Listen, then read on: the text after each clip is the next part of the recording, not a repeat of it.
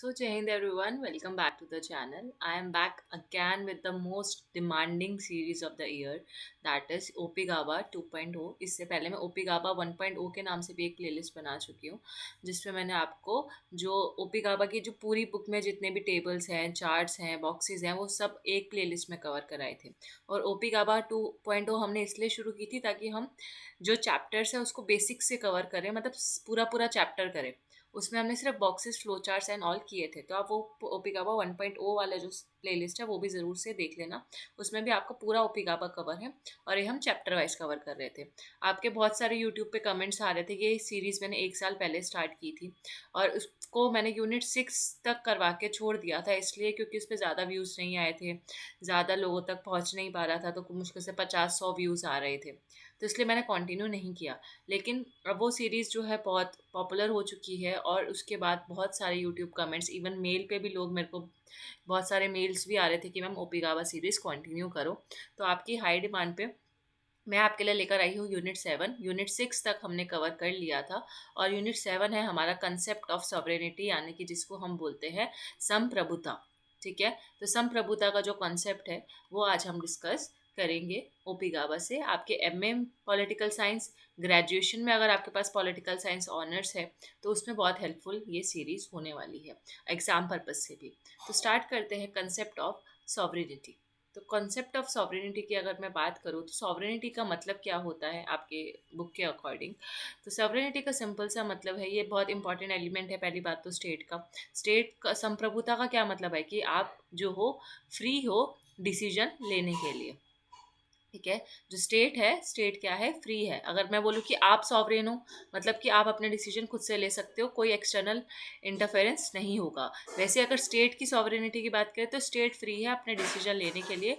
उसको जो outside forces है या जो एक्सटर्नल कंट्रीज़ है वो उसके अपने पॉलिसी मेकिंग में या डिसीजन मेकिंग में इंटरफेयर नहीं कर सकती। ये तो हो गया आपका सॉवरेनिटी का एक ओवरव्यू। अब बात करते हैं बुक के अकॉर्डिंग। जो टर्म सॉवरेनिटी है वो एक लैटिन वर्ड सुप्रानस से आया है, जिसका मतलब होता है सुप्रीम। सुप्रीम मतलब संप्रभु, सबसे ऊपर।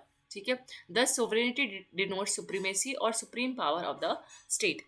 ठीक है, तो सॉवरेनिटी का मतलब क्या हुआ कि जो स्टेट की जो सबसे संप्रभु पावर है या सुप्रीम पावर है वो क्या है, सॉवरेनिटी। तो ये इससे आपका एक इंट्रोडक्शन में आपका ये एक पॉइंट लिखा जा सकता है। आप यहाँ से इंट्रोडक्शन शुरू कर सकते हो अगर आप एग्जाम पर्पज के लिए ये वीडियो देख रहे हो। फिर it may be noted that sovereignty is primarily a legal concept. तो शुरुआती में जो अगर हम शुरू के टाइम में देखें या प्राइमरीली देखें तो ये एक सॉवरेनिटी क्या था, एक लीगल कॉन्सेप्ट था। लीगल क्या होता है, लॉ से रिलेटेड। ठीक है, लीगल स्पेयर में हम सॉवरेनिटी का मतलब समझते थे। ठीक है, तो J.W. गार्डनर एक थिंकर हैं जिन्होंने अपनी एक बुक लिखी थी, इंट्रोडक्शन टू पॉलिटिकल साइंस। उस बुक में उन्होंने सॉवरेनिटी की क्या परिभाषा दी, क्या डिफिनेशन दी, वो हम पढ़ते हैं। तो सॉवरेनिटी क्या है, characteristic of the state in virtue of which it can not be legally bound except by its own will or limited by any other power than itself. ठीक है, तो बेसिकली ये कहना चाहते हैं J.W. गार्नर। और मैं हमेशा आपको बोलती हूँ कि जो थिंकर्स होते हैं इनका कोट हमेशा याद रखा करो, या कोट में याद ना रहे तो इन थिंकर का नाम ज़रूर से याद करा करो और उसको अंडरलाइन करके आया करो ड्यूरिंग योर आंसर राइटिंग। ठीक है, तो उससे क्या होता है, आपको एक्स्ट्रा मार्क्स मिलते हैं अगर आप किसी थिंकर को कोट करते हो कि इस थिंकर के अकॉर्डिंग ये परिभाषा सॉवरेनिटी की है। एक तो जनरल परिभाषा है जो हर कोई लिखेगा, एक ऐसी परिभाषा जो किसी थिंकर ने दिया वो लिखेंगे। तब इस परिभाषा को समझते हैं। तो जैसे मैंने बोला ये क्लास हिंदी और इंग्लिश दोनों माध्यम के लोगों के लिए है। तो जो हिंदी मीडियम वाले हैं उनको चाहिए पीडीएफ इंग्लिश में है, लेकिन मैं हर वर्ड को हिंदी में ट्रांसलेट करके और आपको बेस्ट समझाने की कोशिश करूँगी। तो इसका अगर हम देखें तो सॉवरेनिटी क्या है, सॉवरेनिटी स्टेट की एक ऐसी विशेषता है या करेक्टरिस्टिक है जिसमें जो स्टेट है, ठीक है, उस पर किसी भी तरीके का लीगल बाउंडेशन नहीं लगाया जा सकता। ठीक है, उसकी एक ऐसी पावर है जिसको कोई लिमिट नहीं कर सकता जब तक वो ना चाहे। ठीक है, ओन विल लिखा है ना यहाँ पे। तो जब तक स्टेट खुद ना चाहे तब तक उसको कोई एक्सटर्नल पावर या कोई और या उसको छोड़ के अदर देन इटसेल्फ स्टेट अपने आप पे खुद खुद से लीगल रिस्ट्रिक्शन लगा सकता है, अपनी पावर को कंट्रोल कर सकता है, अपनी सॉवरेनिटी पे लिमिटेशन लगा सकता है, पर वो खुद, लेकिन उसकी मर्जी के बिना उसके खिलाफ कोई और उसकी पावर पे लिमिटेशन नहीं लगा सकता। तो सॉवरेनिटी एक स्टेट की ऐसी विशेषता है। ठीक है, देन जितनी भी क्लासिकल डेफिनेशन अगर हम सॉवरेनिटी की देखें तो सब सॉवरेनिटी को स्टेट की सुप्रीमेसी के तौर पे देखते हैं, क्योंकि कोई भी स्टेट सबसे सुप्रीम कब होगा, जब उसके पास पावर है अपने डिसीजन मेकिंग की। ठीक है, वो अपनी मर्जी से कुछ भी कर सकता है, तो स्टेट सुप्रीम है। All objections about sovereignty arise when this concept is shifted from legal and jurisdictic domain to other spheres such as moral, political or sociological। तो सॉवरेनिटी के जो है, सॉवरेनिटी पे चैलेंजेस कब आते हैं बेसिकली।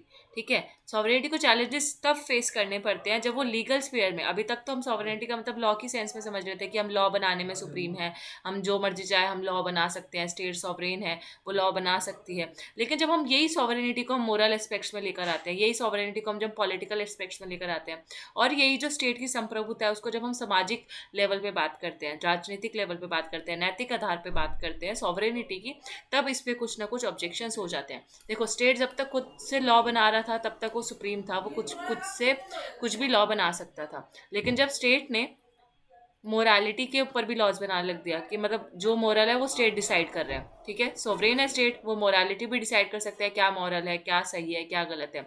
सिर्फ स्टेट जो है पॉलिटिकल है, राजनीतिक लेवल पे भी स्टेट सब कुछ डिसाइड कर रहा है कैसी राजनीति होगी, क्या होगा, कैसी आइडियोलॉजी होगी।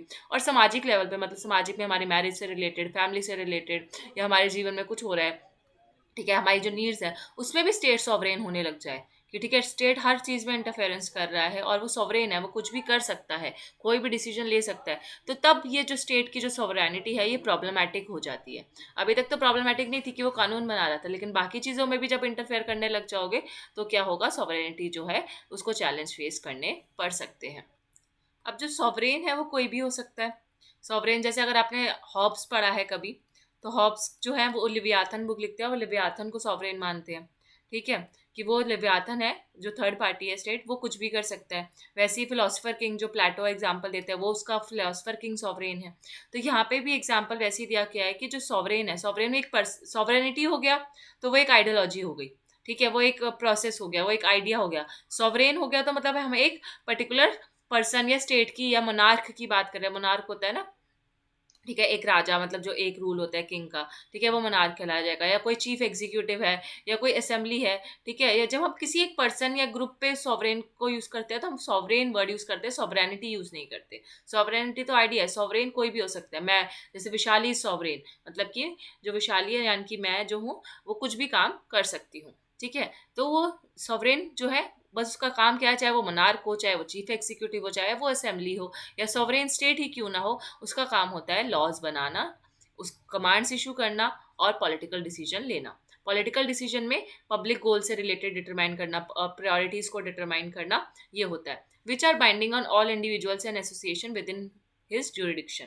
और ये जो लॉज बनाए जाएंगे, इन कानून जो कमांड दी जाएंगी, जो पॉलिटिकल डिसीजन लिए जाएंगे, राजनीतिक निर्णय लिए जाएंगे, किस और उससे पब्लिक गोल तय होंगे, प्रायोरिटी सेटअप की जाएंगी, ये सारी जो चीज़ें होंगी वो बाइंडिंग होंगी। बाइंडिंग मतलब कि आपको फॉलो करना ही करना है, बाइंडिंग।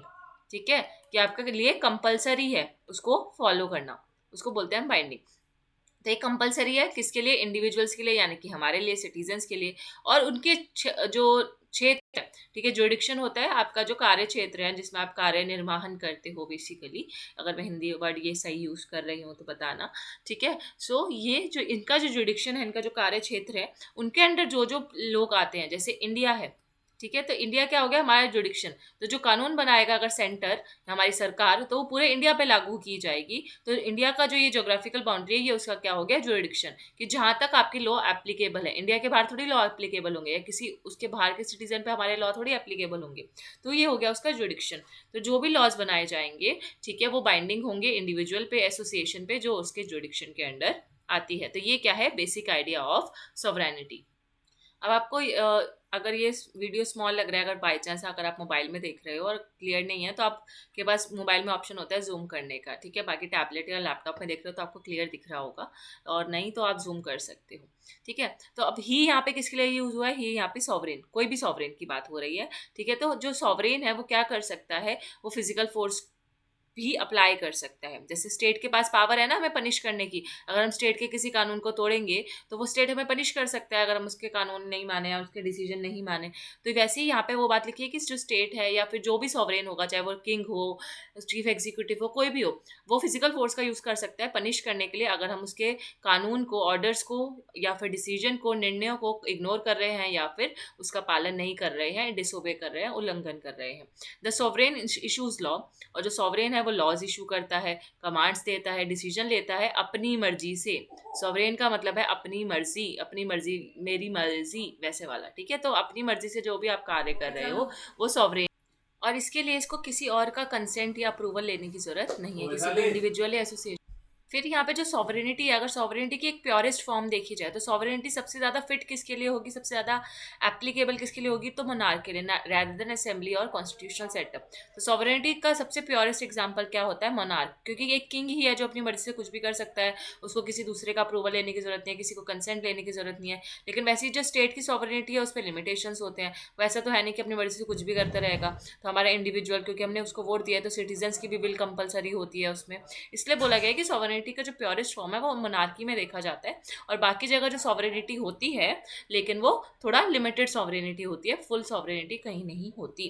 देन अगर बात करें, और इसको हम वेरियस सिस्टम पे अप्लाई कर सकते हैं as long as it is accepted, जब तक लोग उसको एक्सेप्ट कर रहे हैं वो उसको हम अलग अलग सिस्टम पे सॉवरेनिटी का जो प्रिंसिपल है उसको अप्लाई कर सकते हैं। Supreme legal authority of the state can be best establish through the concept of sovereignty itself. अगर स्टेट को अपने लॉ को, जो स्टेट कानून बना रहा है, उसको सबसे उच्च स्तर पर उसे लागू करना है या उसको सबसे लीगल अथॉरिटी चाहिए, अगर स्टेट को लीगल अथॉरिटी चाहिए तो उसको क्या है, सॉवरेनिटी के माध्यम से वो लीगल अथॉरिटी को अचीव कर सकता है।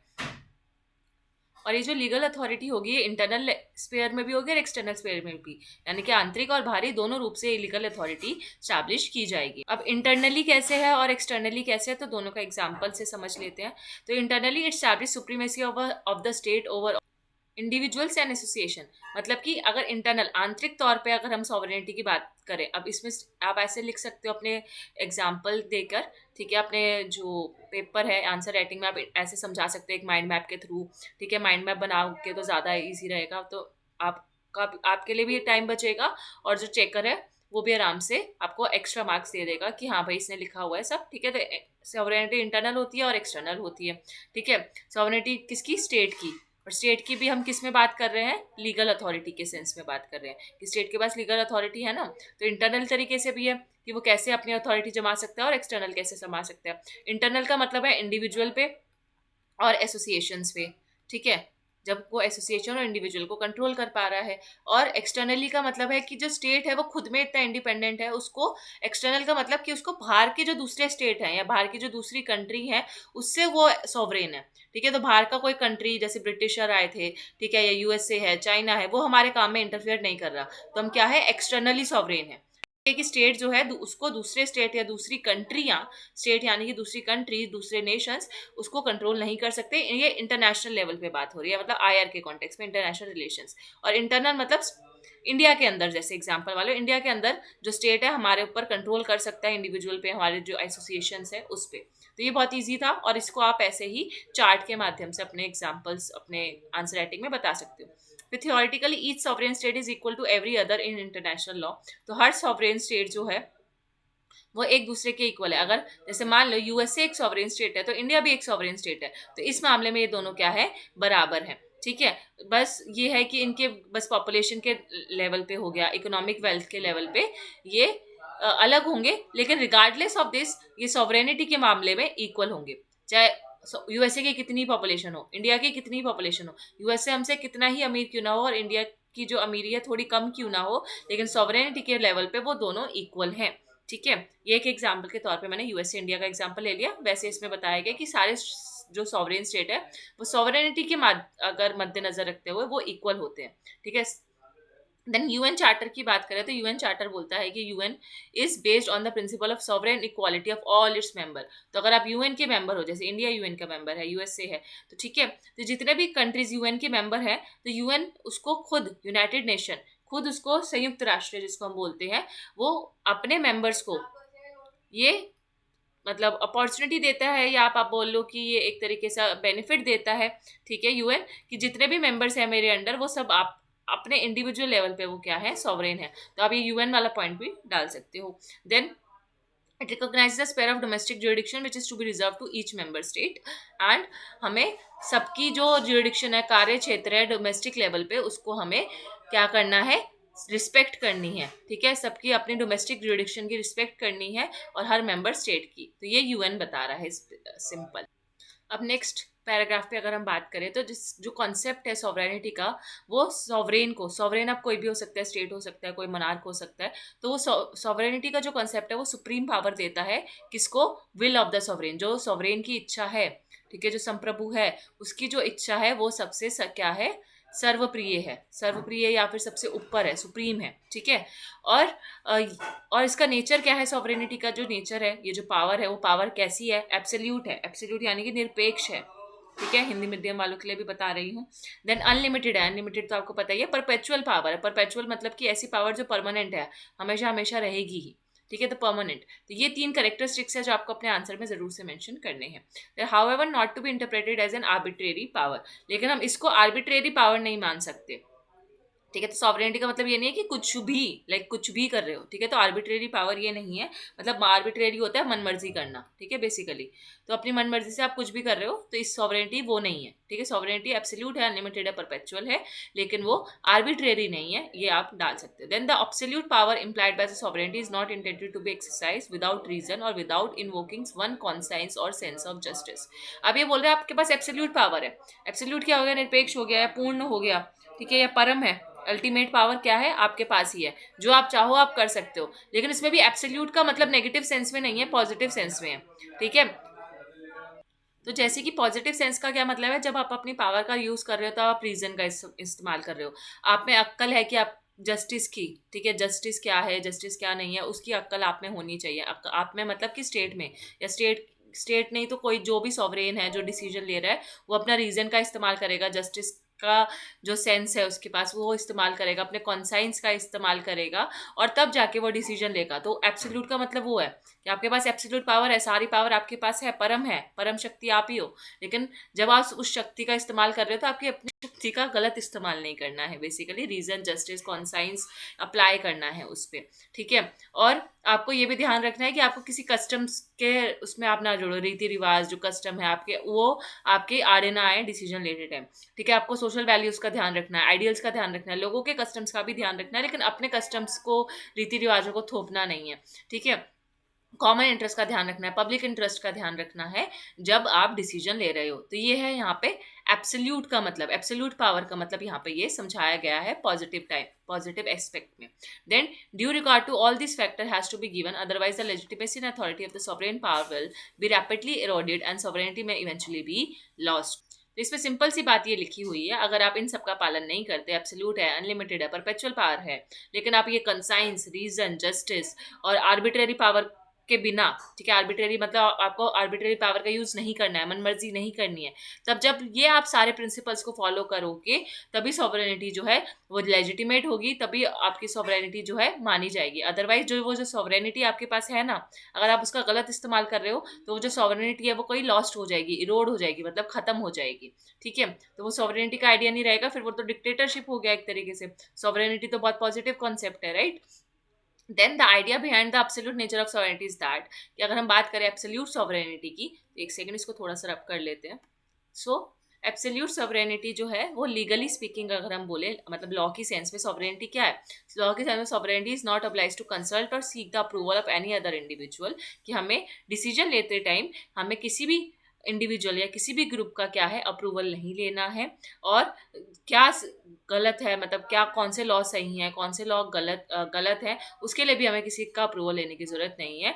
हम अपने, क्योंकि हम रीज़न का इस्तेमाल कर रहे हैं, हमको पता है क्या नैतिक है क्या अनैतिक है, हमें पता है कि क्या न्याय है क्या अन्याय है, तो क्योंकि हमें खुद ही सब पता है, तो अपुनिज भगवान है टाइप्स, तो यहाँ पे इसलिए हमें किसी दूसरे का एडवाइस लेने की ज़रूरत नहीं है, ठीक है। ही यहाँ पे मतलब है सॉवरेन, तो सॉवरेन को सारी पावर दी गई है सारे मुद्दों पे डिसाइड करने की, वो अपनी मर्जी से कर सकता है। Discretion, very very important term discretion, यानी कि सूझबूझ आपका, ठीक है, तो जो भी आप काम कर रहे हो वो सूझबूझ के साथ करो, दिमाग लगा के करो। And his decision will be binding, मैंने आपको ये पहले भी बताया कि जो उसके डिसीजन है सब पे बाइंडिंग होंगे, सबको फॉलो करने पड़ेंगे, कंपलसरी है फॉलो करना। और on all unless he himself chooses to revoke them.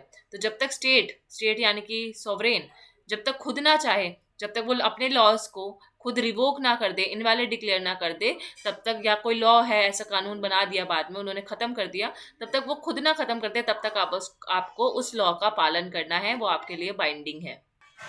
सो बात करते हैं हिस्टोरिकल डेवलपमेंट की, ये कॉन्सेप्ट कहाँ से आया, जो कि another very important part of your answer और your understanding. The modern theory of state. अगर हम स्टेट की मॉडर्न थ्योरी की बात करें और सोवरेनिटी की बात ना करें, ऐसा तो नहीं हो सकता। तो जब सोवरेनिटी जो ये प्रिंसिपल था, जब ये इंट्रोड्यूस हुआ ना, तभी हम बोलते हैं कि तब से ही स्टेट की जो मॉडर्न थ्योरी की शुरुआत है वो हुई। इससे पहले हमने क्लासिकल थ्योरी ऑफ स्टेट्स पढ़ी थी, राइट। तो वो पुराने टाइम के स्टेट कैसा हुआ करता था, और नए टाइम पे स्टेट कब कब आया, जब सॉवरेनिटी की शुरुआत होती है। तो इसमें हमारा जो मेजर थिंकर है वो हमें याद रखना है, जीन बॉडिन। जीन बॉडिन एक फ्रेंच राइटर हैं 16 सेंचुरी के, और ये पहले बंदे थे जिन्होंने सॉवरेनिटी का जो कॉन्सेप्ट था बहुत सिस्टमैटिकली दिया।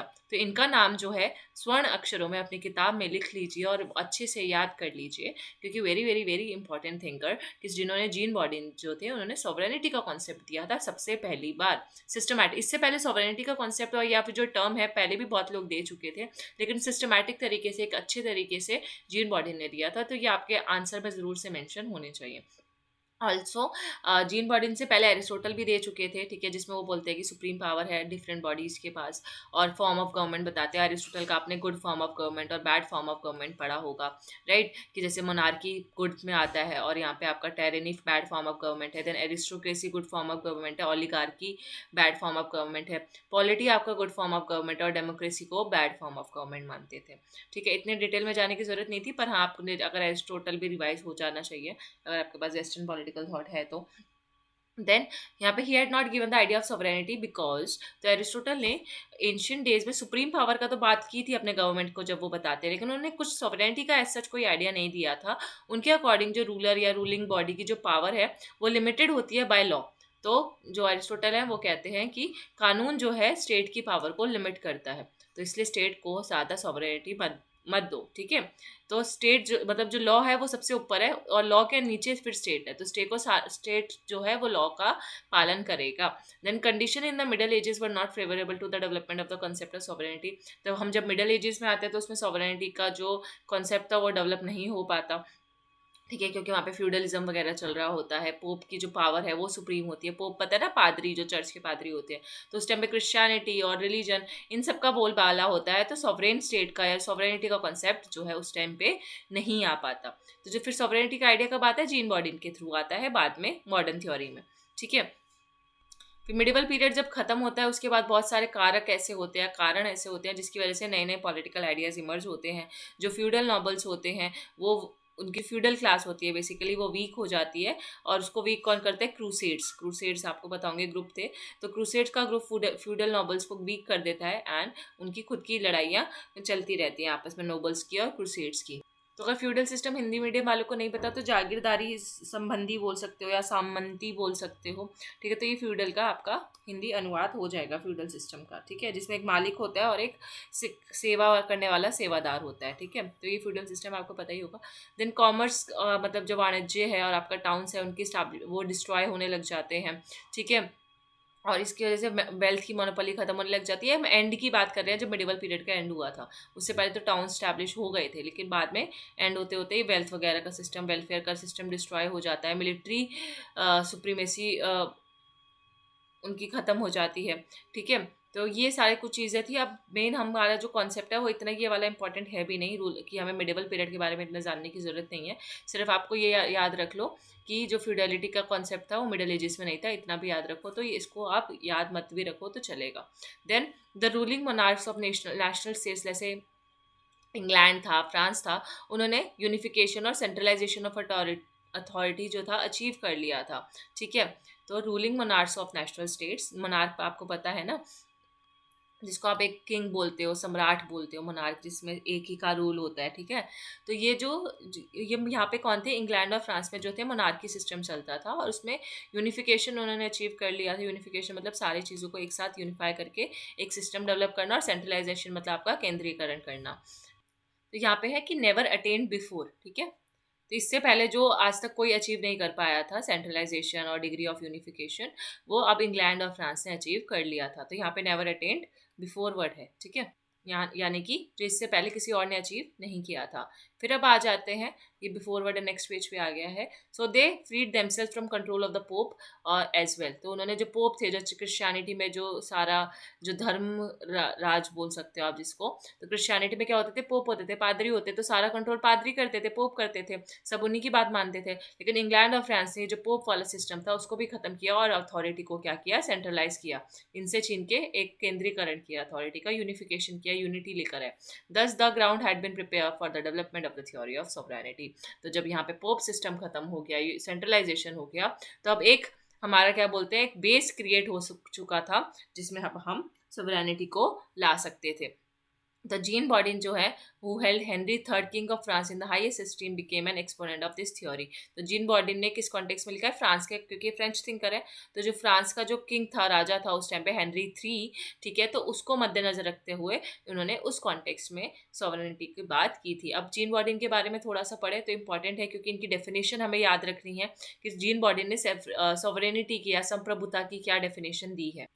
सो सॉवरेनिटी क्या है, वो एक एब्सोल्यूट और परपेचुअल पावर, परपेचुअल मैंने आपको बता दिया, एब्सोल्यूट का मतलब मैंने अभी बता दिया था थोड़ी देर पहले, of commanding in a state, ठीक है। तो स्टेट के पास ये दो पावर्स है, और ये सुप्रीम पावर है over citizen and subjects, unrestrained by the law. Unrestrained मतलब जिसपे किसी भी तरीके का रिस्ट्रिक्शन नहीं लगाया जा सकता। तो ये सिटीजन्स और सब्जेक्ट्स मतलब जिन पे रूल किया जा रहा है, और सिटीजन्स भी वही, तो ठीक है। तो ये स्टेट की क्या है, स्टेट की एक सुप्रीम पावर है, किसके ऊपर, मतलब ये कोई हम, मेरे पास अगर पावर होगी तो मैं पावर किस पे एक्सरसाइज करूंगी, वो मेरे नीचे कोई लोग काम कर रहे होंगे, उन्हीं पे तो मैं पावर आजमा पाऊंगी ना। तो ये पावर जो है स्टेट की है, और स्टेट के पास ये एब्सोल्यूट और परपेचुअल पावर है, और स्टेट अपनी पावर किसके ऊपर एक्सरसाइज कर रहा है, सिटीजन्स और सब्जेक्ट्स के ऊपर, और ये किसी भी कानून से रिस्ट्रिक्टेड नहीं है, ठीक है। फिर बॉर्डिन की अगर हम बात करें, तो बॉर्डिन जो है सोवरेन को लॉ के ऊपर मानता है। अब एरिस्टोटल जो थे, वो बोलते थे कि लॉ ऊपर है और स्टेट उसके नीचे है, लेकिन यहाँ पे जीन बॉर्डिन बोल रहे हैं कि जो सॉवरेन है वो लॉ से भी ऊपर है, क्योंकि लॉ तो सॉवरेन खुद ही बना रहा है, तो लॉ से ऊपर है कौन, सॉवरेन, यानी कि हमारा स्टेट, ठीक है। और सॉवरेन ही क्या है, क्योंकि सॉवरेन ही क्या है, सोर्स ऑफ लॉ, क्योंकि कानून खुद सॉवरेन बना रहा है, ठीक है। मैं कानून बना रही हूँ तो मैं कानून से ऊपर हुई ना। तो अब काकी कानून मेरे से ऊपर हो गया, जिस चीज़ को मैंने बनाया, तो जैसे भगवान ने हमें बनाया तो भगवान हमसे ऊपर हुए, या फिर वो हमसे नीचे हो जाएंगे हमें बनाने के बाद, नहीं ना। तो ये वैसे ही आप इसको याद कर सकते हो। और इसी ये जो पूरा पैराग्राफ है इसके बाद का, इसमें सिर्फ एक ही बात लिखी हुई है कि मिडिवल पीरियड था, ठीक है। मिडिवल पीरियड में क्या होता था, सोर्स ऑफ लॉ जैसा कुछ कंसेप्ट ही नहीं था, क्योंकि उसमें तो ये था जैसे एरिस्टोटल का था कि स्टेट होगा, और स्टेट जो है लॉ सबसे सुप्रीम होगा, और लॉ के नीचे स्टेट होगा, और स्टेट को क्या करना है, लॉ का सिर्फ पालन करना है, और लॉ को क्या करवाना है, इम्प्लीमेंट करवाना है। तो ये वाला कॉन्सेप्ट हुआ करता था मिडिवल पीरियड में। एक होता है हमारा एंशियंट, एक होता है मिडिवल, और एक होता है मॉडर्न, है ना। तो जो बीच वाला पीरियड है मिडिवल पीरियड, माध्यमिक बोलते हैं शायद इसको हिंदी में, उसमें सोर्स ऑफ लॉ का कोई कॉन्सेप्ट नहीं हुआ करता था, बस इतना था कि जो स्टेट है वो लॉ का पालन करेगा, चाहे वो जज हो या काउंसिल हो, किंग हो। तो ये पूरी बात इस वाले पैराग्राफ में लिखी है। और बॉर्डिन जो थे, जीन बॉर्डिन, उन्होंने इसको रिवर्स किया, ये जो पूरा का पूरा जो कॉन्सेप्ट मिडिवल पीरियड में चल रहा था कि सोर्स ऑफ लॉ कुछ नहीं है, तो वो उसको उन्होंने रिवर्स किया, और बताया कि स्टेट जो है वो क्या है, बहुत सारी फैमिलीज से मिलके, बहुत सारे कॉमन पोजेशन से मिलके स्टेट बना है। जैसे एक इंडिविजुअल है, इंडिविजुअल से मिलके बहुत सारे इंडिविजुअल आए, तो उन्होंने फैमिली बनाई, फैमिली से कम्युनिटी बनी, कम्युनिटी से सोसाइटी बनी, और पूरी जो कुछ सारी कम्युनिटीज मिलके क्या बनाती हैं, स्टेट बनाती है, सिंपल। और इसलिए इसमें क्या है, ये ruled by sovereign power and by reason, ये मैंने आपको पहले बताया था कि रीजन का इस्तेमाल करके जो सॉवरेन है अपनी पावर का इस्तेमाल करेगा। और जीन बॉर्डिन बोलते हैं कि एक अथॉरिटी का होना तो ज़रूरी है, ठीक है। जहाँ पे लॉ का, कानून का शासन है, वहाँ पे एक अथॉरिटी तो होनी ही चाहिए, जिसमें जहाँ पे whether residing in one person और सेवरल, चाहे फिर वो अथॉरिटी किसी एक पर्सन की हो या ऑलिगार्की यानी कि फ्यू लोगों की हो, ठीक है। एक का रूल हो, कुछ लोगों का फ्यू हो, या मैनी का रूल हो, लेकिन वो जो है अथॉरिटी तो होनी ही चाहिए, ठीक है। Major laws themselves are established and from which they proceed, क्योंकि इन्हीं से जो ये जो अथॉरिटी होगी, यही आगे चल के क्या बनाएगी, कानून बनाएगी। पर यहाँ पे यूनिक पॉइंट ये है कि जो बॉर्डन है वो सॉवरेन को लॉ के ऊपर तो मानते थे, लेकिन वो ड्यूटी या मॉरल रिस्पॉन्सिबिलिटी के ऊपर नहीं मानते थे। ठीक है, कि जो सॉवरेन है माना कि वो लॉ बना रहा है क्योंकि वही सोर्स ऑफ लॉ है, लॉ वही बना रहा है तो वो लॉ से ऊपर होगा, लेकिन वो मोरालिटी नैतिकता से तो ऊपर नहीं हो सकता। उसकी जो ड्यूटी है हमारे प्रति, सिटीजन्स के प्रति, जिन्होंने उस पर इतना विश्वास किया है, वो उसके ऊपर नहीं है। मतलब वो कानून बनाए लेकिन इस दायरे में रहकर बनाए, रीजन का इस्तेमाल करके बनाए। ठीक है, जैसे कि मैंने आपको बता दिया कि सॉवरेनिटी कहीं किसी भी तरीके से आर्बिट्रेरी पावर नहीं है, तो वो चीज़ आपको दिमाग में फिक्स कर लेनी है। He impose two important limitation on the powers of sovereign. तो उसने दो लिमिटेशन लगाई थी। कितनी लिमिटेशन? आपका रिस्ट्रिक्शन हो गया एक तरीके से, कि दो कौन सी लिमिटेशन थी कि सॉवरेन जो है क्या क्या उस पावर को एक्सरसाइज नहीं कर सकता। तो पहला, कुछ फंडामेंटल लॉज होते हैं जैसे सैलिक लॉ ऑफ फ्रांस, क्योंकि क्या मैंने बताया कि बॉर्डिंग कौन से थिंकर है? फ्रांस के थिंकर है, और इनके जो किंग का नाम था वो था हेनरी थ्री, राइट। तो ये उनके कॉन्टेक्स्ट में बोल रहे हैं कि जैसे सैलिक लॉ ऑफ फ्रांस है, जो फीमेल को क्या करता है, एक्सक्लूड करता है फ्रॉम डायनेस्टिक सक्सेशन। ठीक है, तो कुछ फंडामेंटल लॉज होते हैं, जैसे कि जो वहाँ की जो फीमेल्स थी उनको प्रॉपर्टी में हक नहीं दिया जाता था, तो ये सैलिक लॉ ऑफ फ्रांस था। तो इनको आप ओवर रूल नहीं कर सकते, and the sovereign could not lawfully abrogate such laws. और ऐसे कानून को जो सॉवरेन है वो हटा नहीं सकता, वो उसके फ्रांस के लॉ में है और वो फ्रांस के लॉ में रहेंगे, मतलब ये उनके कस्टम से रिलेटेड है। ठीक है, तो पहला लिमिटेशन ये। दूसरा लिमिटेशन की जो प्राइवेट प्रॉपर्टी है, जो लॉ ऑफ नेचर ने दिया, जैसे आपको पता होगा जॉन लॉक बात करते हैं नेचुरल राइट्स की, उसमें वो राइट टू लाइफ, लिबर्टी और प्रॉपर्टी की बात करते हैं। तो जो कहते हैं कि जो प्रॉपर्टी है, जीन बॉर्डन कहते हैं प्रॉपर्टी तो हमारा नेचुरल राइट है, ठीक है, वो लॉ ऑफ नेचर ने हमें दिया है। ठीक है, तो वो इनवॉयलेबल है। ठीक है, उसको आप उसको वॉयलेट नहीं कर सकते, आप हमसे प्रॉपर्टी नहीं छीन सकते। तो सॉवरेन के ऊपर दूसरी जो रिस्ट्रिक्शन लगाई गई थी, बाधा लगाई गई थी या लिमिटेशन थी, वो ये कि आप हमारी प्राइवेट प्रॉपर्टी को नहीं छीन सकता sovereign. Therefore the sovereign could not tax a subject without their consent. इसलिए अगर सॉवरेन को टैक्स लगाना है तो वो अपने सब्जेक्ट्स यानी कि जिसपे वो शासन कर रहा है, यानी कि सिटीजन्स, उनके कंसेंट लिए बिना, उनका मत लिए बिना उस पर टैक्स नहीं लगा सकता। तो ये दो लिमिटेशन है, बहुत इंपॉर्टेंट लिमिटेशन है, आपको अपने आंसर में मेंशन करनी है।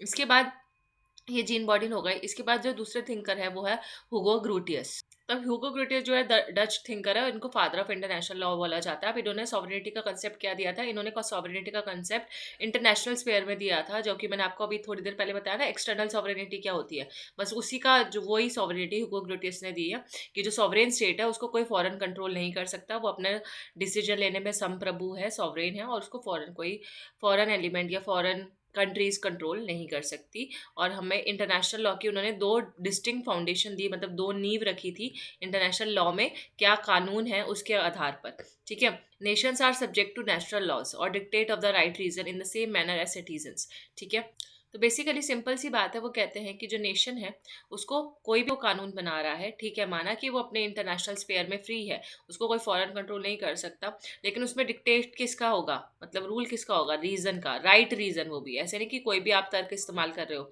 जो आपका रीजन है वो सही होना चाहिए। ठीक है, तो नेशन को हमेशा, जैसे एक सिटीजन है उसको उन्होंने सिटीजन से कंपेयर किया, कि जैसे सोसाइटी में जो सिटीजन्स रह रहे हैं, नागरिक रह रहे हैं, वो भी तो अपने सोसाइटी में जब रहते हैं तो अपने बिहेवियर में क्या यूज़ करते हैं? मोरल प्रिंसिपल्स का इस्तेमाल करते हैं ना। हम एक नैतिक जीवन जीते हैं अपनी सोसाइटी में, अगर हमें रहना है, नहीं तो चार लोग क्या बोलेंगे वो आप सोचने लग जाओगे। तो हमें मोरल प्रिंसिपल्स को अपनाना पड़ता है सोसाइटी में। तो वैसे ही क्यों ना नेशन भी ये करे, क्योंकि इंडिविजुअल लेवल पे तो फिर छोटी बात है, नेशन के लेवल पे तो उससे भी बड़ी बात है ना। तो नेशन भी सेम तरीके से, जैसे सिटीजन मोरल प्रिंसिपल्स अपनाते हैं अपने जीवन में, सोसाइटी में, तो वैसे ही नेशन को भी उसी तरीके से राइट रीजन को फॉलो करना चाहिए। राइट रीजन का सीधा सीधा मतलब क्या हो गया? मोरल प्रिंसिपल्स, मतलब ये दोनों सेम ही बात है। राइट रीजन मतलब अगर आप सही रीजन का इस्तेमाल कर रहे हो तो मतलब इसका मतलब आप मोरल हो, क्योंकि मोरालिटी हमें राइट और रॉन्ग का ही तो फर्क बताती है। देन सेकंड अगर मैं बात करूं, सेकंड फाउंडेशन की, सेकंड इंटरनेशनल लॉ में ग्रूटियस ने क्या बोला कि एक ये वॉलंटरी लॉ ऑफ नेशन है based upon their free consent. तो यहाँ पे आपका क्या है, जो नेशन है उसका फ्री कंसेंट है। ठीक है, whether explicit ex expressed in treaties and convention or implicit ex expressed in usages और कस्टम्स। यहाँ पे फ्री कंसेंट की हमारी बात नहीं हो रही, कि मतलब नागरिकों की फ्री कंसेंट की बात नहीं हो रही है। यहाँ पे नेशंस, अगर नेशन अपनी मर्जी से किसी ट्रीटी को कर रहे हैं, ठीक है, जैसे हमने इंडस वाटर ट्रीटी साइन करी कि हम ये इतना पानी यहाँ पे बांटते हैं, ठीक है, सबर हमने रखा, जैसे सतलुज, ब्यास, रावी, ये हमने इंडिया ने रखा, और बाकी उनको CJI जो हम बोलते हैं, जिसको चिनाब झेलम उनको, और इंडस हमने पाकिस्तान को दे दी। तो ये हमने क्या था, हमने कंसेंट के बेसिस पे किया ना। अब हम ये तो नहीं बोल सकते कि भाई हम सॉवरेन है तो हम नहीं देंगे, हम वापस ले रहे हैं। नहीं, अगर आपका फ्री कंसेंट है, आपने जब ट्रीटी साइन करी, कोई कन्वेंशन साइन करी, उसमें आपने अपने मत मत को रख के ये वो साइन करी है, तब वो आपके वॉलेंट्री था। वॉलेंट्री मतलब आपके खुद ने अपनी मर्जी से वो साइन करी है, तब आपको उसका इस्तेमाल करना पड़ेगा। और इम्प्लिसिट, ये तो हो गया आपका एक्सप्लिसिट तरीका, ट्रीटी और कन्वेंशन साइन करके। और इम्प्लिसिट लेवल पे जो आपके कस्टम्स है, आपके समाज के कस्टम है, उनको भी मद्देनजर रखना है। और उनको अगर आपने वॉलेंटरली किया है तो फिर आप सॉवरेन निटी आपकी वहाँ पे क्या हो जाएगी, लिमिट हो जाएगी। तो आपको इसका पालन करना है। अगर आपने अपनी मर्जी से कन्वेंशन और ट्रीटी साइन करी है तो उसमें फिर आप ये नहीं बोल सकते कि मैं तो सॉवरेन हूँ, मैं ट्रीटी तोड़ देता हूँ, नहीं। ठीक है, तो वो ये आपको 2 पॉइंट्स हैं जो आपको बताने हैं ग्रूटियस में। ठीक है, तो ग्रूटियस जो थे डच स्कॉलर थे, इनको फादर ऑफ इंटरनेशनल लॉ बोला जाता है। और ये राइट, रीजन और मोरल प्रिंसिपल्स की बात करते हैं, पहला पॉइंट। और दूसरा पॉइंट ये बोलते हैं कि अगर आपने ट्रीटी और कन्वेंशन अपनी मर्जी से साइन करी है, फ्री कंसेंट से साइन करी है, तो आपको उसका पालन करना पड़ेगा। तो ये 2 डिस्टिंक्ट फाउंडेशन है। ग्रूटियस ने ये सिस्टम दिया था इंटरनेशनल लॉ का, और इंटरनेशनल लॉ के माध्यम से, मतलब एक्सटर्नल सॉवरेनिटी को उन्होंने इंटरनेशनल लॉ के माध्यम से समझाया है। ठीक है, इसके बाद नेक्स्ट आ जाते हैं हम। ग्रूटियस ने जैसे बॉर्डिन ने मोरल रिस्पॉन्सिबिलिटी की बात की थी कि सॉवरेन की एक मोरल रिस्पॉन्सिबिलिटी होती है। वो सॉवरेन, बॉर्डिन ने क्या बोला था कि जो लॉ है वो, माना कि सॉवरेन सबसे ऊपर है, उसके नीचे लॉ है, लेकिन जो सॉवरेन है वो मोरालिटी से ऊपर नहीं है। ठीक है, तो ये वैसे ही ग्रूटियस भी सेम बात बोलते हैं, लेकिन ग्रूटियस जो है बस इसको एक्सटर्नल कॉन्टेक्स्ट में बोल रहे हैं। बॉर्डिन तो अपने with in the state context में बोल रहे थे, फ्रांस के कॉन्टेक्स्ट में बोल रहे थे, लेकिन ग्रूटियस इनको इसी बात को IR के कॉन्टेक्स्ट में भी बोल रहे हैं कि हमें जब हम फॉरेन पॉलिसी डिसाइड कर रहे हैं, डिसीजंस ले रहे हैं, तो हमें बाहर से कोई इंटरफेरेंस नहीं होगा, और हम उसमें भी लेकिन मोरालिटी देखेंगे। ऐसे नहीं है कि हम ट्रीटी और कन्वेंशन तोड़ देंगे, तो हमें उसमें भी मोरल रहना है। संप्रभुता के नाम पे आपको ट्रीटी या कन्वेंशन नहीं तोड़नी। फिर बात करें, he made it clear that the nation respected international law, कि जो नेशंस है सारे जो अपने राष्ट्र है वो इंटरनेशनल लॉ का पालन करते हैं। इसलिए नहीं कि वो उनकी सॉवरेनिटी जो है वो कटेल हो रही है, ठीक है, बल्कि इसलिए कि वो उन्होंने वॉलंटरली, यानी कि अपनी मर्जी से वो चूज़ की है। अपनी सॉवरेनिटी पे लिमिटेशन तो अपने खुद की मर्जी से लगाई है ना। इंटरनेशनल लॉ में हमारा जो इंडिया है वो भी कितने आए दिन कोई ना कोई एग्रीमेंट साइन करता है, ट्रीटी साइन करता है। इसका मतलब ये थोड़ी है कि उसने अपने वो सॉवरेन होने का हक खो दिया है या उसकी सॉवरेनिटी ख़त्म हो गई है, नहीं। इसका मतलब ये है हमने अपनी मर्जी से वो चूज़ किया है, तो वो हमारी मर्जी से हमने चूज़ किया, तो वो भी तो सॉवरेनिटी ही हुई ना। अब मैंने कोई चीज़ अपनी मर्जी से ट्रीटी साइन करी है, कोई अपनी मर्जी से एग्रीमेंट किया है, तो उसमें भी तो मेरी मर्जी थी, मतलब मैं उस टाइम पे सॉवरेन थी जब मैंने वो अपनी मर्जी से उसको चूज़ किया। ठीक है, तो वही बात इसमें लिखी है कि हमने अपने फ्री कंसेंट दिया था। अपने मतलब हम पे किसी का प्रेशर नहीं था कि हाँ तुम्हें ये ट्रीटी साइन करनी है, तुम्हें ये एग्रीमेंट साइन करना है, वरना गोली मार देंगे या अटैक कर देंगे, नहीं। अपने अपनी मर्जी से फ्री कंसेंट से वो साइन किया था, तो वो हमारी सॉवरेनिटी पे क्या है, एक तरीके से लिमिटेशन है, लेकिन उसको सॉवरेनिटी को वो खत्म नहीं करता है, ये पॉइंट। ठीक है, इन दिस वे ग्रोटियस ने ये एक्सटर्नल सॉवरेनिटी का आइडिया दिया to the existing idea of internal sovereignty and thus give it a fuller shape. तो अगर हमें पूछा जाए कि इंटरनल सॉवरेनिटी और एक्सटर्नल सॉवरेनिटी जो हमने पढ़ी अभी थोड़ी देर पहले की, 2 तरीके की सॉवरेनिटी होती है, तो एक्सटर्नल सॉवरेनिटी का आइडिया किसने दिया है, तो याद रखना ग्रूटियस ने दिया है, और इंटरनल सॉवरेनिटी का आइडिया जीन बॉर्डिन ने दिया है। ये 2 बातें आपको वेरी वेरी वेरी इंपॉर्टेंट, इसको याद रख लेना। ठीक है, एक्सटर्नल सॉवरेनिटी क्या, इंटरनेशनल रिलेशन, और इंटरनल यानी कि विद इन द स्टेट या विद इन द नेशन। अब बात करते हैं very important thinker Thomas Hobbes. तो हॉब्स ऐसे थिंकर हैं जिन्होंने भी सॉवरेनिटी का कॉन्सेप्ट दिया है, लेकिन ये सिविल वॉर के टाइम पैदा हुए थे, तो इनका जो पूरा का पूरा ह्यूमन नेचर या जो स्टेट ऑफ नेचर था वो नेगेटिव सोच ही रखते हैं। अब आगे समझेंगे भी ये क्या है। Hobbes argued that the state was a product of the will of the people. अब जिस राज्य बना, क्योंकि हॉब्स ने साइन किया था सोशल कॉन्ट्रैक्ट। ठीक है, सोशल कॉन्ट्रैक्ट, जो लोग हैं सारे मिलकर सोशल कॉन्ट्रैक्ट को साइन करेंगे और एक लिव्याथन बनाएंगे, यानी कि लिव्याथन जो होगा हमारा थर्ड पार्टी होगा, मतलब वो स्टेट का पार्ट नहीं होगा, वो थर्ड बाहर से हम किसी को रूल करवाएंगे अपने स्टेट में, वो लिव्याथन होगा। ठीक है, the state was the product of the will of the people, क्योंकि सोशल कॉन्ट्रैक्ट हमने अपनी मर्जी से साइन किया है, और हमने अपनी मर्जी से सारे सिटीजन्स ने मिलकर स्टेट बनाई। Sovereignty is an attribute of the state. तो सॉवरेनिटी क्या है, एक स्टेट की एक क्या है, फीचर है या विशेषता है। It's character is determined by the terms of the social contract. तो ये जो इसकी जो पॉलिसीज है या इसकी क्या क्या टर्म्स होगी कि स्टेट जो है, स्टेट के पास है सॉवरेनिटी। अब जो सॉवरेनिटी है, स्टेट इसको किस हद तक एक्सरसाइज कर सकता है, किस हद तक इसको यूज कर सकता है, वो सारी बातें लिखी होंगी सोशल कॉन्ट्रैक्ट। और सोशल कॉन्ट्रैक्ट किसने बनाया है? लोगों ने मिलकर बनाया है। जैसे मैंने, आपने, सारे सिटीजन ने मिलकर एक सोशल कॉन्ट्रैक्ट बनाया, और उससे बना क्या? सोशल कॉन्ट्रैक्ट के माध्यम से बना स्टेट, जिसको हॉब्स ने बोला था लेवियाथन। और लेवियाथन जो होगा वो स्टेट के बाहर से होगा, ताकि वो इम्पार्शियल हो। अगर स्टेट के अंदर से कोई बंदा चुन लेंगे तो वो पार्शियलिटी कर सकता है। तो लेवियाथन ऐसा पर्सन होगा जो थर्ड पार्टी होगी, ठीक है, और उसको आउटसाइड द स्टेट उसको चुना जाएगा। ठीक है, तो ये कुछ थी बेसिक बातें हॉब्स के बारे में। अब हॉब्स बोलते हैं कि मैंने सॉवरेन की जो सॉवरेन बनाया क्यों? ठीक है, मैंने स्टेट जो है, स्टेट बनाया। स्टेट क्या है? सॉवरेन। उसमें उन्होंने लिव्याथन बोला, और लिव्याथन को उन्होंने दी एब्सोल्यूट सॉवरेनिटी, कि वो कुछ भी कर सकता है। ठीक है, तो ये एब्सोल्यूट सॉवरेनिटी का जो इसको देने का मकसद था कि इसको पूरे पावर है, कुछ भी कर सकता है, एब्सोल्यूट है। तो ये क्यों दिया गया था? अल्टीमेट सॉवरेनिटी इसको क्यों मिली थी? क्योंकि उसको उसके तीन चीज़ों की वजह से, ऑर्डर, पीस एंड सिक्योरिटी। ठीक है, तो ये तीन पॉइंट आपको अच्छे से याद रखना है। एक इसका बता दूं कि ऐसा वो क्यों बोल रहे हैं कि हमें शांति चाहिए, सिक्योरिटी चाहिए, एक ऑर्डर मेंटेन हो, मतलब एक होता है ना, एक ऑर्डर मेंटेन करना है आपको समाज में, ठीक है, स्टेबल रखनी है सोसाइटी। तो उस टाइम पे चल रहा था सिविल वॉर, जब हॉब्स पैदा हुए थे। तो सिविल वॉर के टाइम पे सबकी सारी शांति भंग हो गई थी, लोगों की सिक्योरिटी नहीं बची थी, कोई स्टेट का कोई ऑर्डर नहीं था, ठीक है, लॉ एंड ऑर्डर जिसको हम बोलते हैं। तो किसी ऐसा कुछ भी नहीं था। तो जिसके पास जो नहीं होता वो उसी की डिमांड करता है, राइट? तो हॉब्स ने देखा था कि सारा सिस्टम जो है बहुत केओस हो रखा है, हर जगह वायलेंस हो रहा है, सिविल वॉर चल रहा है, हम कोई पीस नहीं है, शांति नहीं है, सिक्योरिटी नहीं है। इसलिए उन्होंने बोला कि भाई इस सिविल वॉर ये खत्म करो, है, स्टेट ऑफ नेचर से बाहर आओ, ठीक है, और हमें एक सोशल कॉन्ट्रैक्ट बनाओ जिसमें हम, क्यों बनाया जा रहा है, जो सॉवरेन है, यानी कि सॉवरेन किसको बनाया था? उन्हें लिव्याथन बोला उसको। तो ये क्यों बनाया? ऑर्डर, पीस और सिक्योरिटी को मेंटेन करने के लिए। ठीक है, तो ये इसमें हमें क्या करना है? अब स्टेट है, स्टेट बनाया गया, तो बदले में हमें इसके, अब स्टेट हमें ऐसे तो है नहीं कि वो मजे में आएगा, भाई ठीक है मैं आता हूँ, मैं तुम्हारी सबको सिक्योरिटी दूंगा, पीस दूंगा, लॉ एंड ऑर्डर मेंटेन करूंगा, तो फ्री में तो करेगा नहीं। उसके बदले में हमें क्या करना पड़ेगा? उसके बदले में हमें स्टेट को अपने देने पड़ेंगे नेचुरल राइट्स। ठीक है, right of the stronger to oppress the weak. लेकिन जो शक्तिशाली लोग होते हैं उनके पास क्या राइट होता है? उनके पास अधिकार होता है वीक लोगों को अप्रेस करने का, दबाने का। तो शक्तिशाली लोग जो है वीक लोगों को अप्रेस करते हैं। तो ये जो नेचुरल राइट इनको मिला हुआ है, ये इनसे छीन के हमें सारे के सारे हमारे जो नेचुरल राइट्स है वो सॉवरेन को देने पड़ेंगे, और कि हम भाई सॉवरेन का पालन करेंगे, हम उसकी बात मानेंगे, और बदले में सॉवरेन जो है, मतलब जो लिव्याथन है या जो स्टेट है, वो बदले में हमें पीस, सिक्योरिटी और ऑर्डर देगा।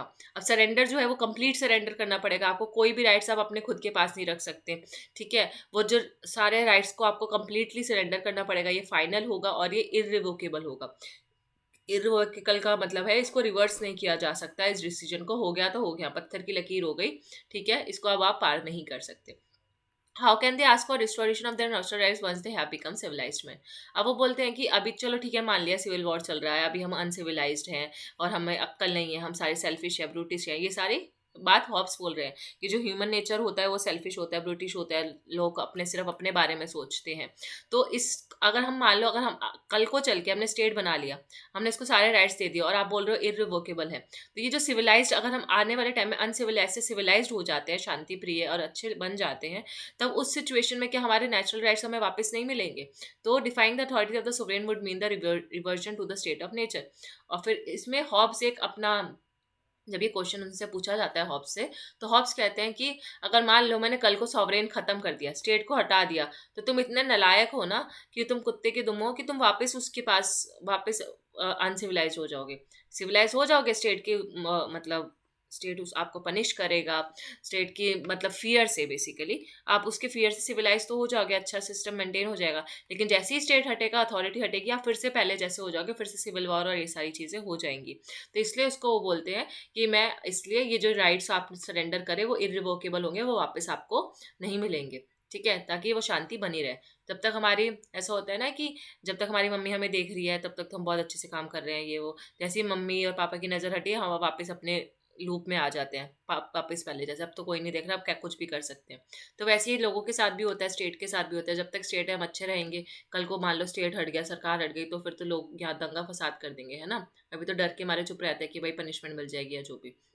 तो वही हॉब्स का मानना था। फिर इसके बाद ये बात करते हैं कि द स्टेट ऑफ एनार्की होगा, एनार्की होगी मतलब अराजकता होगी, कोई स्टेट नहीं होगा, तो लोग जो है वापस पहले जैसे होंगे। लॉ ऑफ द जंगल, इसको लॉ ऑफ द जंगल बोलते थे, ठीक है। Where the stronger will be free to oppress the weaker. Law of the jungle क्या कहता है? जंगल का कानून क्या होता है? जो सबसे खतरनाक एनिमल होता है वो अपने छोटे अपने से छोटे एनिमल्स को खा जाता है या उसको एक्सप्लॉइट करता है, ठीक है, डरा के रखता है।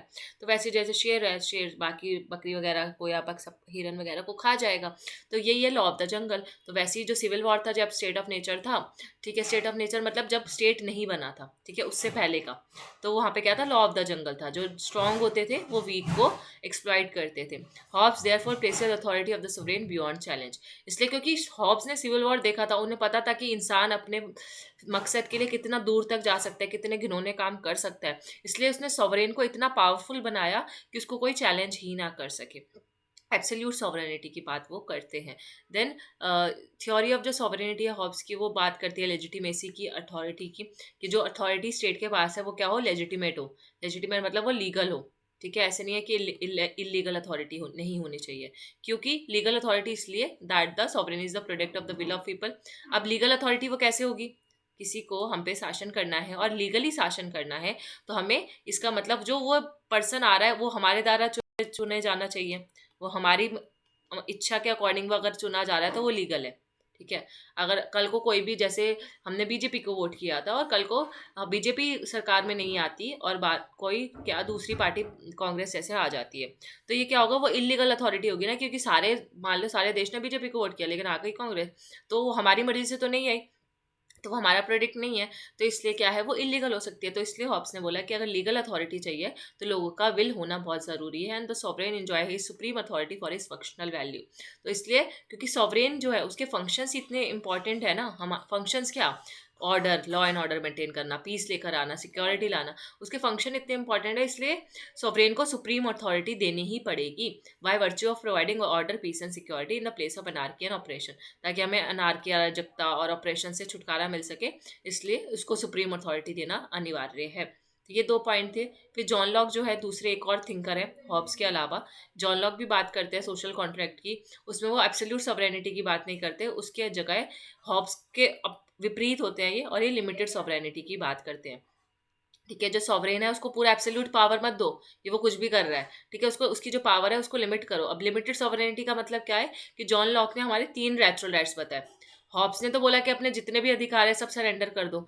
जॉन लॉक ने भी यही बोला कि अपने सारे अधिकार को सरेंडर कर दो, लेकिन बस 3 अधिकार सरेंडर मत करो। कौन कौन से? Life, liberty and property. अपना जीवन का अधिकार, अपनी लिबर्टी का अधिकार और अपनी प्रॉपर्टी का अधिकार आप किसको नहीं दोगे? आप सॉवरेन यानी कि स्टेट को नहीं दोगे, और इसलिए वो जो स्टेट है उसकी क्या होगी?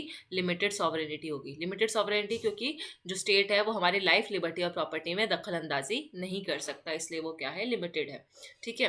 फिर ये जॉन लॉक हो गए। जॉन लॉक के बाद आते हैं रूसो पे। रूसो एक फ्रेंच थिंकर है और ये भी सोशल कॉन्ट्रैक्ट का एग्जाम्पल देते हैं। तो 3 थिंकर है, हॉब्स, लॉक और रूसो, HLR, ठीक है। हॉब्स, लॉक, रूसो, ये तीनों का ही जो है वो सोशल कॉन्ट्रैक्ट है, ठीक है। तीनों ने सोशल कॉन्ट्रैक्ट बनाया था। हॉब्स ने एब्सोल्यूट सॉवरेनिटी की बात की, लॉक ने लिमिटेड सॉवरेनिटी की बात की, क्योंकि उन्होंने 3 principle LLP, law, life, liberty and property नहीं दिए। और रूसो ने बात करी पॉपुलर सॉवरेनिटी की। पॉपुलर का यहाँ पे मतलब है कि जहाँ पे सारे लोग एक साथ मिलकर रूल कर रहे हैं, पॉपुलर, ठीक है। बहुत सारे, जो पॉपुलर यानी कि पीपल, ठीक है, तो पॉपुलर यानी कि प्लूरल आप मान सकते हो कि बहुत सारे लोगों ने मिलके सोशल कॉन्ट्रैक्ट साइन किया और वो सारे मिलके इस पे अपना रूल कर रहे हैं, तो ये भी सोशल कॉन्ट्रैक्ट थ्योरी है। और हॉब्स ने एक सॉवरेन बनाया था, मैंने आपको बता दिया। रूसो ने लोगों को ही सॉवरेन बना दिया, ठीक है। जो रूसो थे उन्होंने जो लोगों के पास ही पावर दे दी कि जो लोग हैं जो सोसाइटी में रह रहे हैं वो सारे क्या है? सॉवरेन है, और ये आपस में सॉवरेन है, मतलब ये सारे अपने आप खुद से डिसीजन ले सकते हैं। क्योंकि रूसो का ऐसा मानना था कि जो ह्यूमन है वो सारे अच्छे होते हैं, नोबल सैवेज होते हैं, ठीक है, वो बहुत हैप्पी होते हैं, वो ब्लिसफुल होते हैं। तो उसने रूसो ने जो ह्यूमंस देखे थे वो अच्छे देखे थे, वेयरएज जो हॉब्स के जो लोग थे हम आपकी उनकी सोसाइटी के लोग बहुत गंदे थे, सेल्फिश थे। तो रूसो वाले जो लोग थे वो बहुत नॉबल थे, अच्छे थे। तो उन्होंने बोला कि भाई ये इतने अच्छे लोग हैं, ये खुद ही सॉवरेनिटी इन सबको ही दे दो, ठीक है। तो ये खुद ही अपने आप को क्या करेंगे? अपनी इंडिविजुअली ये इतने सक्षम है कि वो अपने आप को चला सके, ठीक है। सो फिर बात करें according to this line of sovereignty, अगर हम इसकी बात करें तो यहीं पे रूसो देते हैं एक्चुअल विल और जनरल विल का concept, very very important. General will होती है जो सबकी बात हो, जो जो वेलफेयर के लिए काम करे। और एक्चुअल विल क्या है, मतलब सिर्फ जब आप अपने बारे में सोचते हो तो एक्चुअल विल को आप नेगेटिव बोल सकते हो, और जनरल विल को जब आप सबके बारे में सोच रहे हो तो वो जनरल विल है, ठीक है, कुछ भी काम करने से पहले। और जनरल विल का ही दूसरा नाम रियल विल है, ठीक है। और एक्चुअल विल जो है मतलब नीचे आएगी। एक्चुअल विल इतनी अच्छी नहीं मानी जाती क्योंकि इसमें सिर्फ जो इंडिविजुअल है अपने बारे में सोचता है। और लेकिन जो जनरल विल है वो जनरल मतलब सबके लिए जनरल, तो जनरल विल का ही दूसरा नाम रियल विल है। तो रियल विल ऊपर है, सर्वोप्रिय है, एक्चुअल विल उसके नीचे है, तो ये सुप्रीम है और ये इन्फीरियर है। यही बात रूसो ने इसमें की है। और इसमें मतलब ऐसी जनरल विल जो लोगों के इंटरेस्ट में हो, ठीक है। अब बात करते हैं जेरेमी बेंथम की। तो जेरेमी बेंथम जो है इंग्लैंड के थिंकर है, इंग्लिश स्कॉलर है। यूटिलिटेरियन प्रिंसिपल इन्होंने दिया था। यूटिलिटेरियनिज्म का सिंपल सा मतलब है greatest happiness of the greatest number, कि मतलब कि आप कुछ ऐसा काम करो जिसमें मेजोरिटी ऑफ द लोग अगर हैप्पी हैं, फिर चाहिए जब बीच साइड साइड के लोग हैं ये अनहैप्पी भी क्यों ना हो, मिनॉरिटी चाहे ना खुश है, लेकिन अगर मेजोरिटी खुश है तो मतलब क्या है, वो यूटिलिटेरियनिज्म है, वो ठीक है, वो सिस्टम अच्छा माना जाएगा, ठीक है। तो सॉवरेनिटी क्या होगी यहाँ पे, greatest happiness of the greatest number. आपको बस मेजोरिटी को खुश रखना है, मिनॉरिटी जाए भाड़ में, ठीक है। यहाँ पे वो क्वांटिटेटिव प्लेजर की बात करते हैं कि जितना ज़्यादा आप मतलब जितना ज़्यादा प्लेजर बढ़ेगा उतना ज़्यादा आप खुश रहोगे। तो इसको इन्होंने मोरली जस्टिफाई किया है, ठीक है। तो sovereign should justify authority bye useful legislation with objection of promoting. तो सॉवरेन का यहाँ पे क्या काम है, जो सॉवरेन है, जो हम पे रूल कर रहा है, जो स्टेट है, उसका काम है कि वो ज़्यादा से ज़्यादा लोगों को खुश रखे, ठीक है। मिनॉरिटी चाहे खुश ना भी रहे, लेकिन ज़्यादा से ज़्यादा अगर मेजोरिटी खुश है, हम मतलब हम मान लेंगे कि सब खुश हैं, तो फिर यहाँ पे सॉवरेन की ये रिस्पॉन्सिबिलिटी है, greatest happiness of the greatest number. John Austin का क्या काम है भाई, तो जॉन ऑस्टिन ने भी सॉवरेनिटी का प्रिंसिपल दिया, 19th सेंचुरी के थिंकर है। मोनिस्टिक थ्योरी ऑफ सॉवरेनिटी दी है उस, और उनकी बुक का नाम है province of jurisprudence determined. English और हिंदी मीडियम दोनों में ही ये बुक का, तो क्योंकि इंग्लिश में इन्होंने बुक लिखी है, तो जूरिस्प्रूडेंस आपका पता है क्या होता है, आपके लॉ से रिलेटेड, जुडिशरी से रिलेटेड। तो जूरिस्प्रूडेंस डिटरमाइंड इनकी बुक है, और उसमें इन्होंने मोनिस्टिक थ्योरी ऑफ सॉवरेनिटी दी थी। अब मोनिस्टिक थ्योरी ऑफ सॉवरेनिटी है क्या, इसको पढ़ लेते हैं एक बार। तो मोनिस्टिक का मतलब है मोनो। मोनो क्या होता है, सिंगल, ठीक है। जो अथॉरिटी सिंगल अथॉरिटी हो, मतलब जो सॉवरेन है वो सिंगल है। दूसरा वो इंडिविजिबल है, ठीक है, उसको कोई डिवाइड नहीं कर सकता, सॉवरेन की पावर को हम डिवाइड नहीं कर सकते, वो एब्सोल्यूट है। ये जॉन ऑस्टिन इंग्लैंड के थिंकर है, ठीक है। तो ये हो गया आपकी मोनिस्टिक थ्योरी ऑफ सॉवरेनिटी। अब जो यूटिलिटेरियन थिंकर्स थे, जो यूटिलिटेरियन सोच रखते थे कि greatest happiness of the greatest number, वो सुप्रीम लॉ में मानते थे, सुपीरियर लॉ, ठीक है। सुपीरियर लॉ क्या होता था, जो बेस्ड होता था नेचुरल रीजंस के ऊपर, ठीक है, तर्क के ऊपर जो बेस्ड होता था वो आपका सुपीरियर लॉ। और बाकी जो कॉमन लॉज होते थे वो उसके अंडर आते थे, ठीक है। ये एक थ्योरी है मतलब यूटिलिटेरियन की। अब इसी थ्योरी को जो ऑस्टिन है थोड़ा एडवांस लेकर जाते हैं, और वो पॉजिटिव लॉ का कॉन्सेप्ट देते हैं। ये इंपॉर्टेंट है, चाहे फिर ये याद ना रखो, कोई दिक्कत नहीं है। ये इंग्लैंड के थिंकर है, ठीक है। इन्होंने इंग्लैंड को मद्देनजर रखते हुए थ्योरी ऑफ सॉवरेनिटी दी थी, और उसमें पॉजिटिव लॉ का कॉन्सेप्ट दिया है, जिसमें जो बोला है कि will of the legal sovereign of the state, कि जो स्टेट है, स्टेट में कौन लीगल सॉवरेन कौन है, लीगल मतलब जिसके पास कानून बनाने की अपॉर्चुनिटी है या कानून बनाने की शक्ति है, वो लीगल सॉवरेन है, ठीक है। तो उसकी इच्छा के अकॉर्डिंग क्या है, जो उसकी इच्छा के अकॉर्डिंग काम हो रहा है वो क्या होगा, पॉजिटिव लॉ होगा। एंड तो अगर वो इसके लीगल सॉवरेन की इच्छा के अकॉर्डिंग काम हो रहा है तो वो नेचुरल लॉ से जो क्या है बाउंडेड नहीं है, ठीक है, वो अदर सुपीरियर लॉ से बाउंडेड नहीं है। इसने लॉ के कुछ करेक्टरिस्टिक्स बताए थे, ठीक है, और उसको पेनल्टी भी लगाई जा सकती है, वो अलग बात है। It must emanate from determinate source, मतलब कि जो लॉ है वो किसी ऐसे सोर्स, ऐसे सूत्र के थ्रू आए जो डिटर्मिनेट हो, मतलब जिसको डिटरमाइन किया जा सके, जिसका पता लगाया जा सके, ठीक है। वो सॉवरेन मतलब उसका सोर्स है, सोर्स ऑफ लॉ, लॉ बनाने का जो सोर्स है वो डिटर्मिनेट होना चाहिए, ठीक है। और it must be the expression of command of the sovereign, और वो सॉवरेन की कमांड पे वो लॉ बनाया जाना चाहिए। तीसरा, it must be backed by the sanctions, और इस पर कुछ ना कुछ सैंक्शंस होने चाहिए, मतलब पनिशमेंट के कानून या ओबे करने के लिए कुछ ना कुछ होना चाहिए। तो अगर कोई, ताकि जो लॉ को डिसोबे करे वो क्या कर, उसको क्या किया जा सके, पनिश किया जा सके, इसलिए इस पर कुछ सैंक्शंस लगाना इंपॉर्टेंट है, ठीक है। सैंक्शन मतलब पनिशमेंट वाले लॉज बनाना इंपॉर्टेंट है। तो ये 3 कैरेक्टरिस्टिक्स लॉ के, पॉजिटिव लॉ के, ये पॉजिटिव लॉ की बात बता रही हूँ मैं, जॉन ऑस्टिन ने बताई है। और positive law of the state में क्या होगा, उसमें आपके कोई natural law, custom, religious commandment नहीं होंगी, ठीक है। कोई रिलीजन या कस्टम, रीति रिवाज, नेचुरल लॉ, ये सब नहीं होगा। Natural law for that matter any superior law, कोई भी नेचुरल लॉ भी नहीं, सुपीरियर लॉ भी नहीं, कुछ भी नहीं, सब पॉजिटिव लॉ ही है। ठीक है। Accordingly in a case positive law enforce by the state comes into conflict with the natural law, इसलिए हम बोल सकते हैं कि जो जीन ऑस्टिन का जो कॉन्सेप्ट है पॉजिटिव लॉ का, वो किसके खिलाफ है? वो नेचुरल लॉ के खिलाफ है या रिलीजियस कमांडमेंट्स के खिलाफ है। नेचुरल लॉ क्या होता है? जो कानून किसी ने नहीं बनाया, नेचुरली है। ठीक है, वो एग्जिस्ट करता है सोसाइटी में, जैसे हमारे रिलीजियस पर्सपेक्टिव्स हो गए, हमारे कस्टम्स हो गए, हमारे रिचुअल्स हो गए, रीति रिवाज हो गए, ये किसी ने बनाए थोड़ी, ये ऑलरेडी एग्जिस्ट कर रहे हैं ना सोसाइटी में, तो वो नेचुरल लॉज होते हैं। लेकिन पॉजिटिव लॉ क्या है? वो उसके एकदम विपरीत है। ठीक है।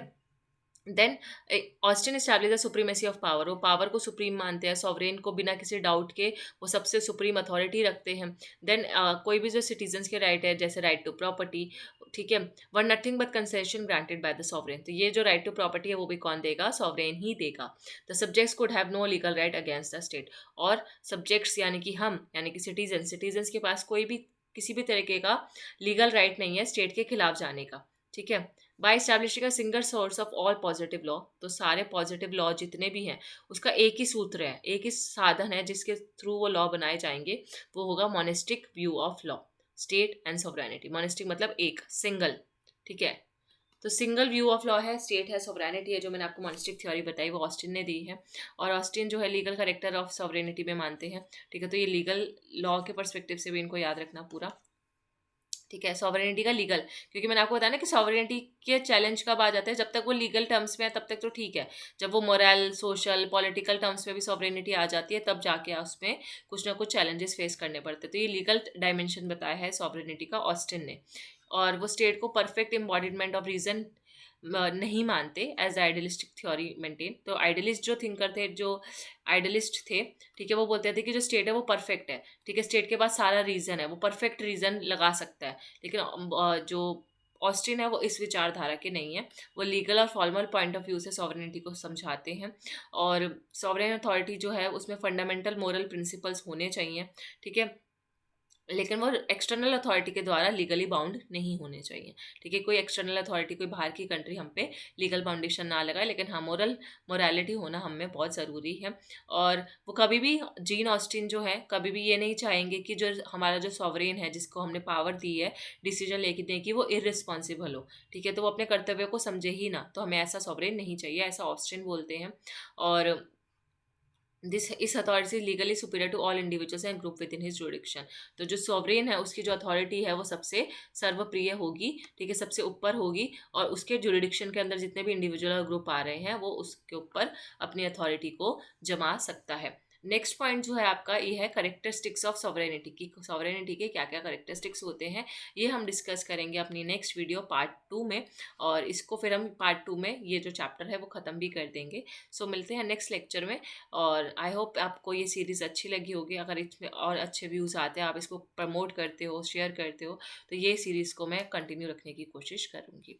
और मोर क्वेरी के लिए आप टेलीग्राम ग्रुप जो है learningmantra.vb, इसका लिंक आपको डिस्क्रिप्शन में मिल जाएगा, वो पक्का से ज्वाइन कर लेना। उसमें आपको पीडीएफ, नोट्स और जो क्वेरीज हैं वो आप उसमें पूछ सकते हो। सो थैंक यू, एंड मिलते हैं नेक्स्ट लेक्चर में।